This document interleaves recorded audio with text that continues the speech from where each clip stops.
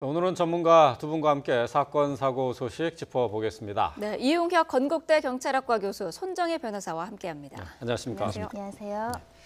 자, 먼저 살펴볼 내용은 양승태 전 대법원장 시절에 대법원이 대한변협과 또 하창우 당시 회장을 압박하고 사찰한 정황이 드러났는데요. 이와 관련해서 사법권 행정 남용 의혹에 대한 수사가 확대되고 있습니다. 자, 먼저 좀 내용을 살펴볼 것이 이 대법원에서 대한변협을 상대로 압박을 했다고 하는 정황이 드러났는데요. 그 내용부터 좀 살펴주시죠. 네, 그렇습니다. 그러니까 개인적인 그 대한변협 회장뿐만이 아니고 그 대한변협 전체에 대한 불이익을 줄 수 있는 방안들이 만들어진 것이 드러났습니다. 네. 그 첫째가 그 재정 압박적 그 측면인 것 같은데요. 예를 들면 대한변협 신문 광고를 아예 그 중단하거나 네. 축소하는 그 방안을 그 검토했고요. 그리고 그 변협 법률 구조재단에 일정한 예산이 그 지원되고 있는 것인데 그것에 대한 그 삭감까지 이제 그 검토를 했다. 그래서 재정 압박에 대한 실질적 영향력을 행사한 것이 아니냐 이런 의혹이 그 짙어지고 있고요. 또 한편으로 봐서는 그 대한변협의 그 힘빼기 작업도 함께 있었던 것 같습니다. 예를 들면 변호사 경력이 있는 사람을 판사로 그 임명하는 경우에 있어서 과거 같으면은 대한변협에 전적인 권한을 줬었는데 이것을 지방 변호사회에도 이관을 해서 지방 변호사회가 면접할 수 있는 이와 같은 이제 권한까지 줬다. 그래서 그 문건에는 심지어 한자 수고까지 그 등장합니다. 그것이 뭐냐면 원교 근공이다. 그건 원교 근공. 네, 그러니까 멀리 있는 가까이 있는 사람에게 무엇인가 함께하면서 멀리 있는 적을 무엇인가 이렇게 이완시키는 뭐 이와 같은 그 전략으로서 이게 마치 하나의 뭐 전쟁과 같은 마음을 가졌던 것은 아니냐 이런 해석도 나오고 있고요. 또 그 생활 속에서 뭔가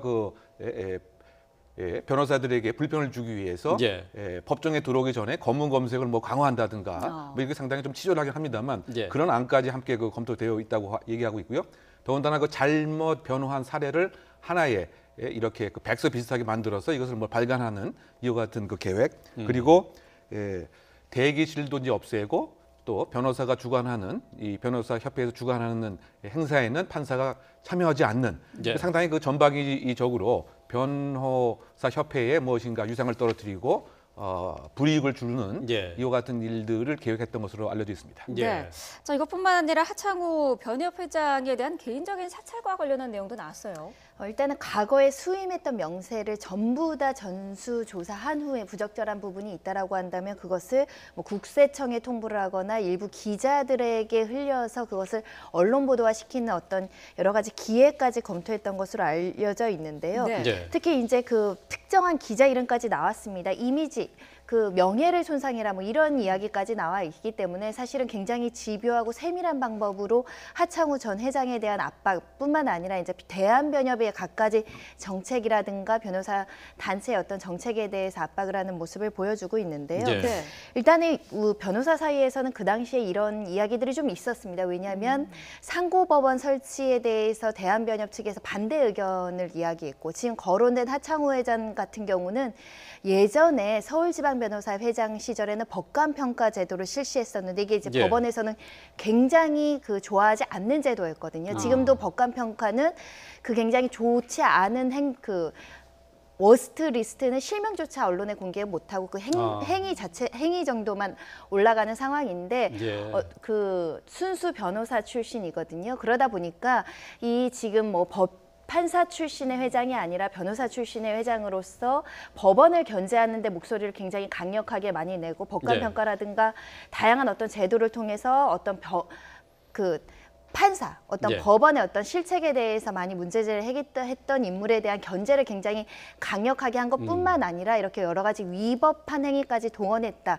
요번 이게 이제 사찰, 그 사법농단의 핵심적인 의혹으로 제기되고 있는 상황입니다. 하창우 전 변협 회장에 대해서 이제 개인 사찰을 했는데 개인 사찰을 한 이유가 대법원이 추진을 했었던 상고법원에 대해서 이제 반대했다 하는 것 때문에 시작이 된 것 아니겠습니까? 조금 전에 화면에 나왔었는데 그 내용을 좀 한번 보면서 또 얘기를 좀 하도록 하죠.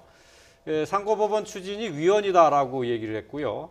상고법원 만들지 말고 대법관 수를 늘려서 심리를 충실히 해라 이렇게 얘기를 했습니다.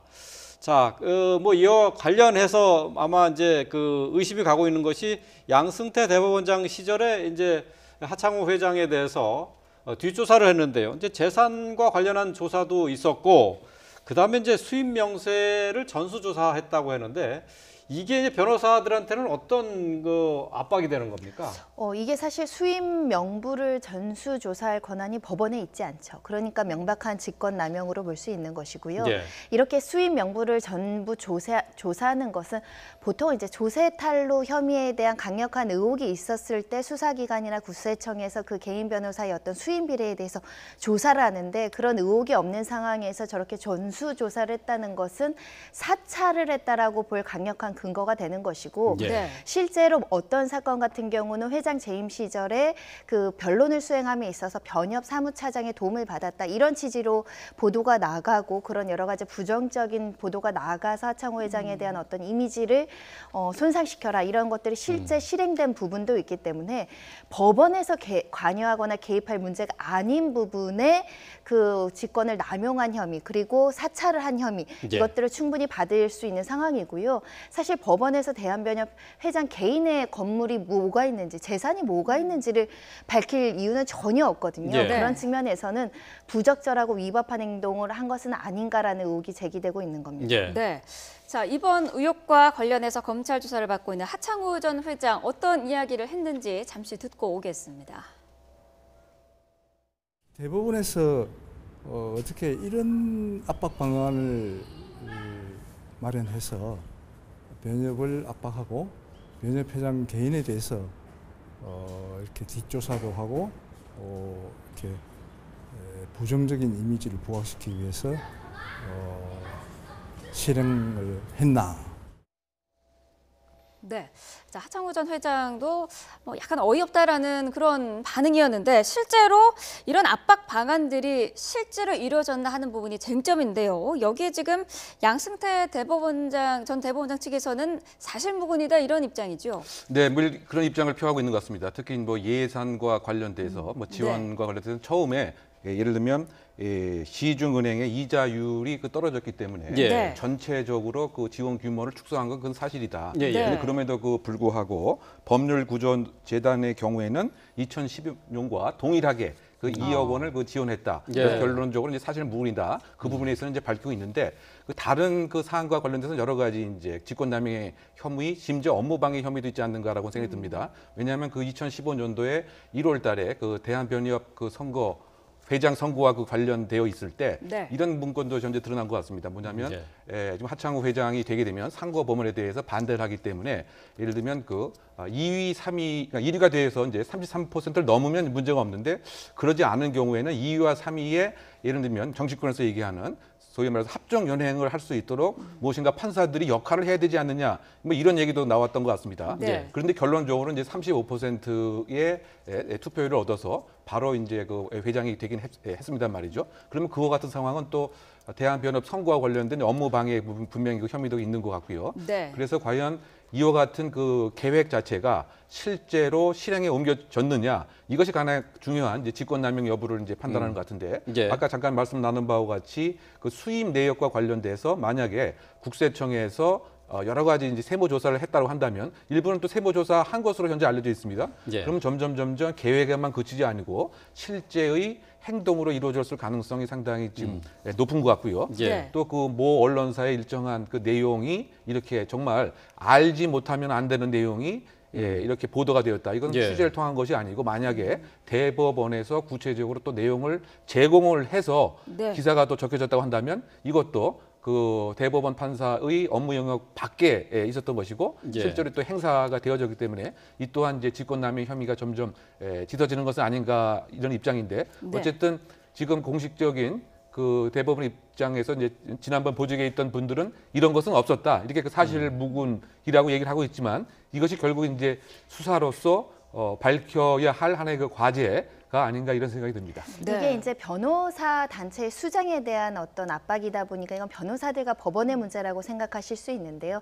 결국 국민들의 피해가 있습니다. 지금 거론되는 법률구조재단의 예산이 삭감됐다는 건 뭐냐면, 이 경제적 약자들이나 공익적인 사건을 지원하는 재단이거든요. 뭐 예, 소송구조라든가 쉽게 말하면 국선보수처럼 이 재단에서 좀 어려운 분들 이렇게 소송구조 해주는 역할을 하는 재단인데, 본인들의 정책을 반대한다는 이유로 국민을 위해서 설립된 법률구조재단이 예산을 삭감하겠다. 굉장히 국민들도 사실 무시하는 행태라고 볼 수 있고요. 예. 네. 실제로 지금 뭐 국선보수도 삭감한다 뭐 이런 이야기가 돌고 있는데 뭐냐면 국선보수를 삭감하면 결국은 국선보수 변호를 받을 수밖에 없는 어떤 경제적 약자의 그 국민들이 피해를 입는 거거든요. 이런 측면에서 굉장히 문제가 심각한 거고 변협 수장의 여러 가지 압박은 뭐냐면 변협의 어떤 입막음 행태, 그러니까 법원의 불리한 정책에 대해서 비판할 수 있는 단체인 언론 또는 변호사 단체인데 그 한 곳에 굉장히 불리한 정책들을 시행하면서 입을 막겠다라고 한다면 법조산륜의 어떤 견제와 균형이 전혀 이루어지지 않고 균형이 깨진다는 거거든요. 예. 일선 변호사들은 법원과 싸울 수가 없습니다. 왜냐하면 우리 의뢰인들이 불리한 판결을 받을 것이 염려가 돼서 개개별로 그 반대의 의사를 표출하지 못하기 때문에 변협이라는 단체에서 그런 어떤 불리한 정책이다, 어떤 문제가 있는 정책이다, 법원의 정책에 대해서 견제할 수 있는 곳인데 이런 곳이 실제로 그런 견제 역할을 하니 법원에서는 이런 여러 가지 치졸한 방법이나 이런 위법 행위를 도건해서 압박을 했다. 이 예. 어떤 사회적인 파장을 한번 생각해 볼 필요가 있는 것이고요. 예. 법원 내부에서도 아마 이런 행동에 대해서 깊이 반성하거나 자성하시는 판사님들 많을 겁니다. 네. 부끄러운 행동이라는 내부의 목소리는 법원에서 나와야 되는 상황이 아닌가 싶습니다. 예.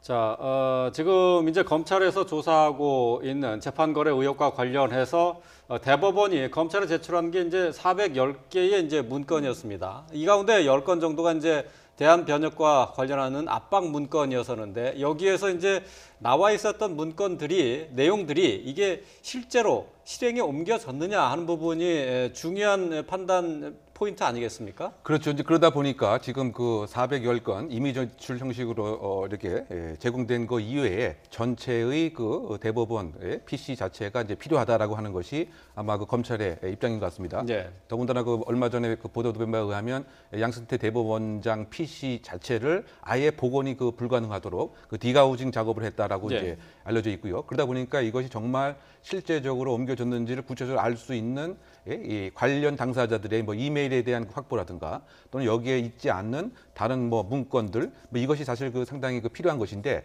과연 이것에 있어서의 압수수색 영장을 발부받기 위해서는 결국은 이제 또 판사가 발부를 해야 되는 것인데 과연 자기 집에 모든 것이 드러나는 이와 같은 상황을 그대로 수용을 하면서 발부를 네. 이제 해줄지. 근데 또 그렇다고 해서 지금 대법원에서 입맛에 맞는 문건만 이렇게 검찰에 제출을 했을 때 전체의 그림을 과연 이제 볼 수 있겠느냐 이런 또 한계점도 그 분명히 있는 것 같고요.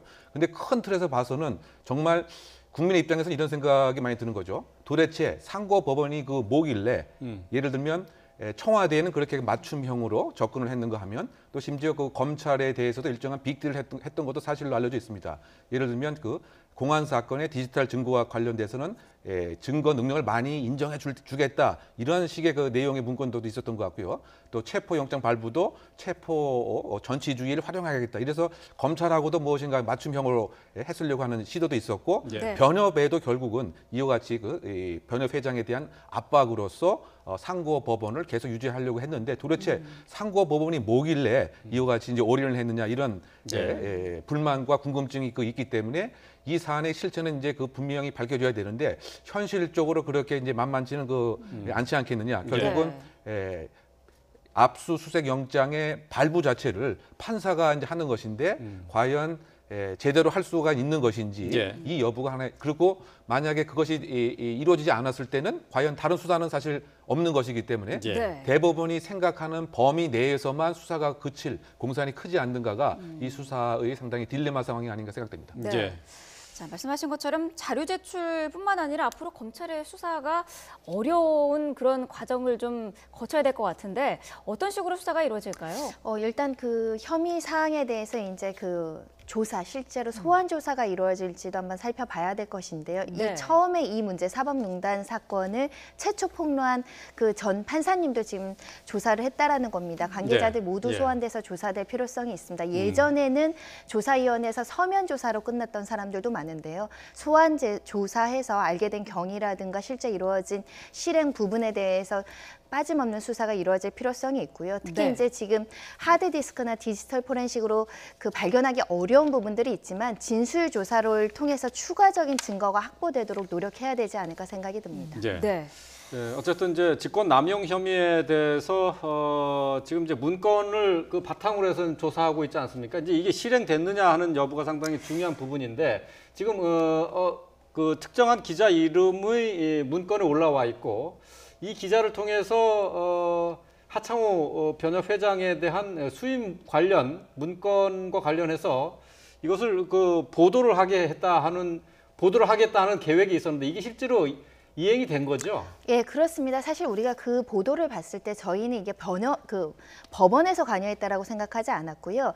왜냐하면 하창호 회장이 선거를 통해서 선출되는 사람이다 보니까 반대 캠프의 후보자 측에서 이런 그 여러 가지 그 정보를 전달한 걸로 추정이 됐는데 알고 네. 봤더니 법원에서 내부 정보를 기자한테 흘려서 이게 보도가 나가고 선거에 개입을 했다는 겁니다. 네. 명백한 위법 행위가 될 수 있고요. 위법 행위라는 건 직권남용뿐만 아니라 개인정보법 위반이 될 수 네. 있습니다. 왜냐하면 법원에서는 개인정보를 처리하는 기관인데 불순한 목적으로 하창호 회장과 또는 그 사람을 선임한 의뢰인의 어떤 재판과 관련된 정보를 타인에게 누설한 거거든요. 업무상 비밀 누설인 겁니다. 네. 이런 측면에서 어떤 조사할 부분이 있는지는 A 기자를 소환 조사할 것으로 예상이 되는데 또 이제 이 기자분은 취재원 보호 차원에서 또 입을 다물 수도 있는 가능성은 예. 있습니다. 그런 정보를 어디서 취득했는지 법원 누가 그런 업무상 비밀을 누설한 것인지를 조사해야 되지 않을까 싶습니다. 예. 네.